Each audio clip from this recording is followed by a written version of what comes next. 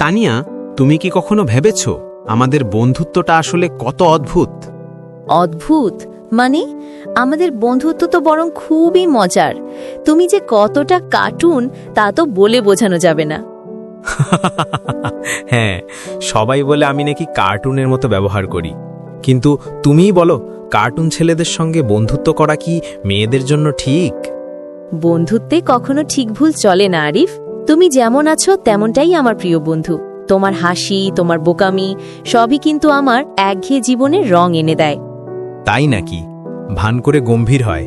তাহলে আমি যদি একদিন সিরিয়াস হয়ে যাই তখন? তুমি আর সিরিয়াস? দুনিয়া উল্টে যাবে। কিন্তু আরিফ, মজা করতে করতেও তুমি মাঝে মাঝে এমন কথা বলো যেগুলো অনেক গভীর। আসলে জানো তানিয়া, আমি বাইরে যতটা ফান করি, ভেতরে কিন্তু অনেক কিছু ভাবি। যেমন, তুমি কি কখনো আমাদের ভবিষ্যৎ নিয়ে ভেবেছ? চুপ থাকি কিছুক্ষণ। হ্যাঁ, মাঝে মাঝে ভাবি, স্কুল শেষ হলে, কলেজে গেলে আমাদের এই বন্ধুত্বটা থাকবে তো? আমার তো মনে হয় সত্যিকারের বন্ধুত্ব দূরত্বে কমে না, বরং সময় যত যায় সেটা আরও দৃঢ় হয়, যদি আমরা দুজনেই সেটা ধরে রাখতে চাই। তুমি ঠিক বলেছ। আসলে ছেলেমেয়ের বন্ধুত্ব নিয়ে অনেকেই সন্দেহের চোখে দেখে, কিন্তু আমাদের বন্ধুত্বটা যদি স্বচ্ছ হয় তাহলে কারো কথায় কিছু যায় আসে না।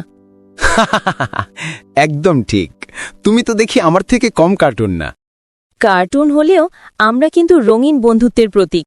তাহলে একটা প্রমিস করি, যে যেখানেই থাকি এই বন্ধুত্বকে যেন কখনোই কার্টুন বানিয়ে ফেলি না, বরং বাস্তবতার রঙে আঁকি।